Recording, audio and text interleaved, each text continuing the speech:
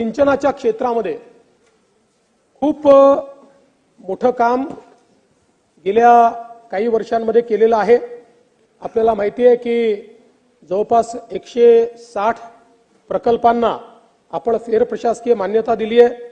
प्रकल्प वेगाने आपण पूर्ण करतो। पण हे सगळं करत असताना महाराष्ट्राला कायमचं दुष्काळ मुक्त करण्याकरता एकीकडे जलसंधारणाच्या माध्यमातून जलयुक्त शिवार 2 ही योजना आपण अंमलात आणली आणि त्यासोबत राज्यामध्ये अतिशय महत्त्वाकांक्षी असे नदीजोड प्रकल्प आपण हातामध्ये घेतले आहेत। यामध्ये गोदावरी खोऱ्यातल्या वैनगंगा उपखोऱ्यातलं वाहून जाणारं 62.57 टीएमसी पाणी हे बुलढाणा जिल्ह्यातल्या नळगंगा उपखोऱ्यामध्ये वळवण्याच्या संदर्भातला जो आपला प्रकल्प आहे हा अतिशय महत्त्वाकांक्षी प्रकल्प आहे। या प्रकल्पामुळे नागपूर, वर्धा, अमरावती, यवतमाळ, अकोला, बुलढाणा आणि आता वाशिमचं देखील अन्वेषण आम्ही चालू केलं आहे। या सगळ्या 7 जिल्ह्यांतल्या जवळपास 10 लाख एकर जमिनीला याचा फायदा होणार आहे।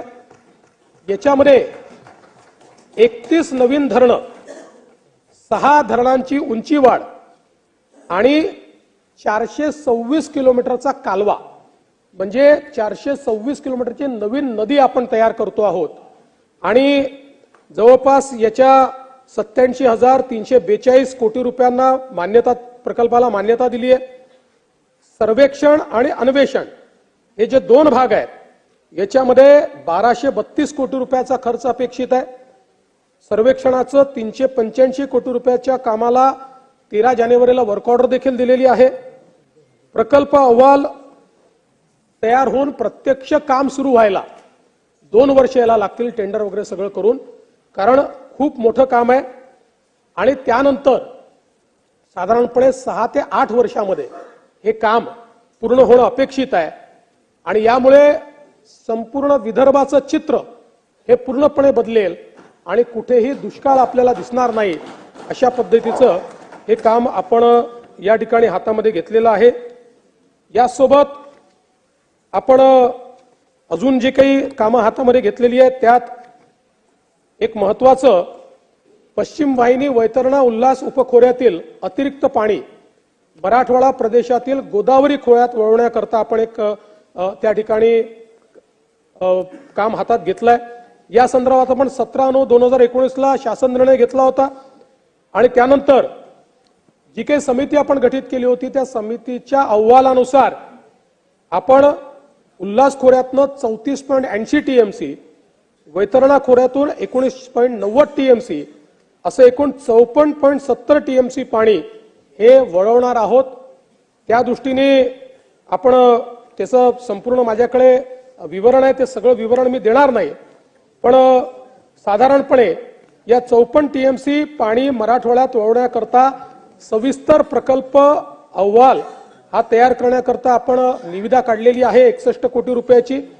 आणि या प्रकल्पाचे फायदे काय आहेत तर जायकवाडीच्या धरणाच्या वरील बाजूस मंजूर पाणी वापर 115 टीएमसी आहे, पण प्रत्यक्षात त्या ठिकाणी आपण 160 टीएमसीची धरणं बांधली आहेत आणि त्यामुळे या खोऱ्यामध्ये 45 टीएमसीची तूट तयार झाली आहे आणि म्हणूनच मग उत्तर महाराष्ट्र आणि मराठवाडा, कुठेतरी नाशिक नगर आणि संभाजीनगर असे जे वाद निर्माण होतात या प्रकल्पामुळे हे वाद नेहमी करता बंद होणार आहेत, कारण 45 टीएमसीची तूट आहे आणि 54 टीएमसीचं नियोजन हे आपण या माध्यमातून करतोय। त्यामुळे मराठवाड्यामध्ये मोठ्या प्रमाणात सिंचनाकरता आणि पिण्याच्या पाण्याकरता या ठिकाणी आपल्याला पाणी उपलब्ध होईल। आणि जसं मी सांगितलं की आज आपल्याला माहिती आहे महाराष्ट्रामध्ये संभाजीनगर आणि जालना हे सगळं जे आपलं क्लस्टर आहे हे एक नवीन औद्योगिक क्लस्टर म्हणून या ठिकाणी तयार होत आहे, त्यामुळे त्या ठिकाणी पाण्याची मोठी आवश्यकता पडणार आहे। त्याला देखील या प्रकल्पातनं एक मोठा फायदा हा निश्चितपणे होईल। याच सोबत आपण दमणगंगा एकदरे गोदावरी हा प्रकल्प घेतलेला आहे, त्यासोबत दमणगंगा वैतरणा गोदावरी हा प्रकल्प घेतलेला आहे आणि पार गोदावरी याचा आपण हाही प्रकल्प आपण घेतलेला आहे आणि त्यासोबत नार पार गिरणा या प्रकल्पाचा आपण टेंडर देखील काढलेलं आहे आणि यातनंही मोठ्या प्रमाणात जळगाव आणि नाशिक या जिल्ह्यातल्या म्हणजे नाशिक जिल्ह्यातल्या कळवण, देवळा, मालेगाव आणि जळगाव जिल्ह्यामध्ये मोठ्या प्रमाणात याचा फायदा होणार आहे. याचं देखील टेंडर आपण काढलेलं आहे. एवढंच नाही तर आता एक अभ्यास आपण करतो वॅपकॉसच्या माध्यमातून की कोयना धरणातनं जे वाहून जाणारं पाणी आहे ते लवादाच्या निर्णयाला धक्का न लावता आपल्याला कोकणात कसं वापरता येईल या संदर्भातला एक अभ्यास या ठिकाणी आपण सुरू केलेला आहे. जून 25 पर्यंत वॅपकॉसच्या माध्यमातून या संदर्भात आपल्याला पूर्णपणे त्याची माहिती किंवा त्याचा जो प्रस्ताव आहे तो प्राप्त होणार आहे. दमणगंगा पिंजाळ देखील आहे आणि तापी मेगा रिचार्ज हा एक महत्वाचा प्रकल्प आहे. आतापर्यंत या प्रकल्पातली अडचण अशी होती की या प्रकल्पामध्ये मध्य प्रदेश सोबत करार करायचा होता आणि मध्य प्रदेशचं सरकार तयार नव्हतं. पण मला सांगताना आनंद वाटतो की मध्य प्रदेशच्या सरकारच्या कॅबिनेटने या प्रकल्पाला मान्यता दिलेली आहे. त्यामुळे उत्तर महाराष्ट्रापासून विदर्भापर्यंतचा संपूर्ण खारपाण पट्टा आता या प्रकल्पामुळे लाभान्वित होणार आहे. अतिशय महत्वाकांक्षी प्रकल्प आहे कारण तापी नदीमुळे या भागामध्ये जो एक एल्युअल फॉल्ट तयार झालेला आहे तो फॉल्ट असा आहे की सगळं पाणी शोषून घेतो.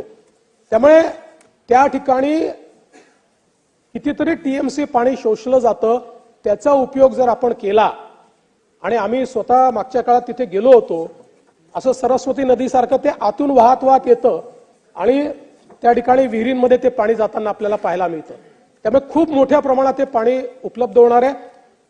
या महिन्याच्या शेवटी किंवा पुढच्या महिन्यामध्ये भोपाळमध्ये इंटरस्टेट बोर्डाची बैठक घेऊन दोन्ही राज्य याच्यावर स्वाक्षरी करतील आणि आपल्या खारपाण पट्ट्याचा सगळ्यात महत्वाचा विषय जो आहे तो पूर्णपणे या ठिकाणी आपण सोडवू शकणार आहोत.